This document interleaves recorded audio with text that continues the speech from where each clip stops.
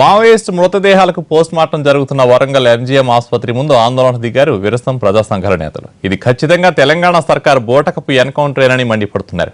మరోసారి తెలంగాణలో దొరల పాలన తెచ్చేందుకు కేసీఆర్ ప్రయత్నిస్తున్నారని ఆగ్రహం వ్యక్తం చేస్తున్నారు. ఎంజీఎం వద్ద తాజా పరిస్థితిపై మరిన్ని వివరాలు మా ప్రతినిధి వెంకట్ అందిస్తారు.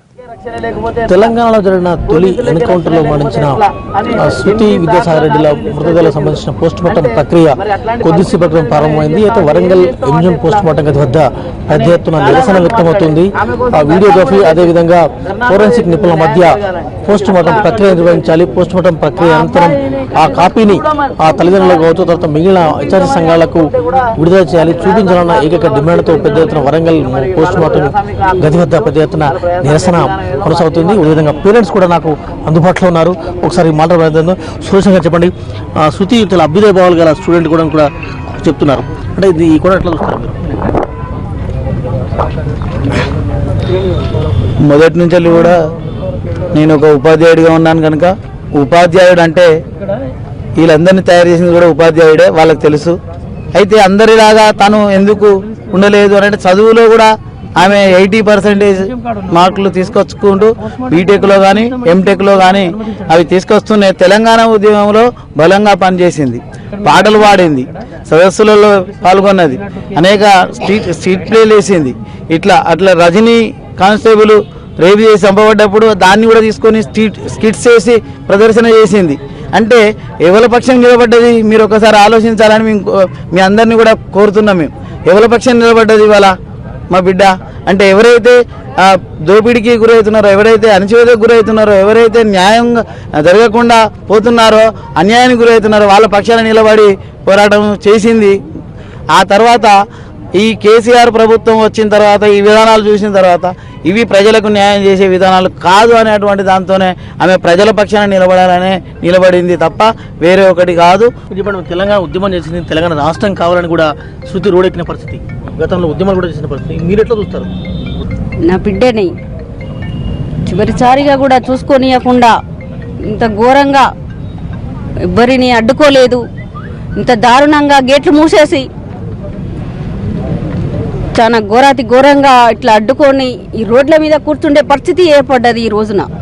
ఈ ప్రభుత్వము వాళ్ళు కూడా ఒక తల్లిదండ్రులే, వాళ్ళు కూడా ఒక బిడ్డకు తల్లిదండ్రులే, వాళ్ళు కూడా ఒక తల్లిదండ్రి శోధ ఎట్లుంటుంది అన్నది ఆలోచించి మానవత్వంతో ఆలోచించి మమ్మల్ని లోపలికి పోనిచ్చి నా బిడ్డను చూపించాలని నేను కోరుతున్నాను. సంజయ్ గారు చెప్పండి, మనం ఎన్కౌంటర్ లేని తెలంగాణ కోరుకున్నాం, నెత్తురు లేని తెలంగాణ రావాలనుకున్నాం. ఇప్పుడు ఎట్లా తీసుకుంటారు?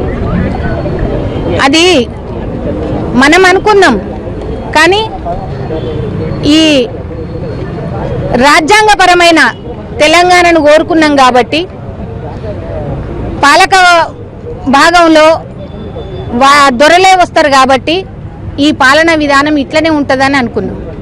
ఎందుకంటే ఇది ప్రజాస్వామిక తెలంగాణ కాదు. ప్రజలు పోరాడి సాధించుకున్నాము, మనకు బంగారు తెలంగాణ వస్తుందని, మన వనరులు మనకు దక్కుతాయని, మన ఉద్యోగాలు మనకు దక్కుతాయని చేసినాము. కానీ పాలకులు ఎవరు? వాళ్ళు దోపిడీ వర్గం యొక్క వాళ్ళ మనుషులు కాబట్టి వాళ్ళకే ఊడిగం చేస్తారు. ఈ ప్రజల కోసం ఎన్నడూ చేయలేదు. ఎవరో ఈ బిడ్డలు నింగిలో నెల వంకాలు, ఎవరో ఈ పిల్లలు అడవి మల్లె పువ్వులు, ఎవరో ఈ బిడ్డలు నింగిలో నెల వంకాలు, ఎవరో ఈ పిల్లలు అడవి మల్లె పువ్వులు, నడుములో తోటల దండాలు, వాళ్ళ నడకల్లో ఎర్రని జెండలు, నింగిలో నెల వంకలు, ఎవరో ఈ పిల్లలు అడవి మల్లె పువ్వులు, అడవి మల్లె పువ్వులు. జోహార్ అమర వీరులకు, జోహార్ అమర వీరులకు. మొత్తానికి ఈ ఘటనను విప్లవ సంఘాలు కావచ్చు, తమ మిగిలిన ప్రజా సంఘాలు కావచ్చు వ్యతిరేకిస్తున్నాయి. ఈ ఘటన మీద న్యాయ విచారణ జరగాల్సిన అవసరం ఉందని డిమాండ్ చేస్తున్నాయి. కెమెరా పర్సన్ రామ్ ప్రసాద్తో వెంకట్, ఎన్టీవీ, వరంగల్.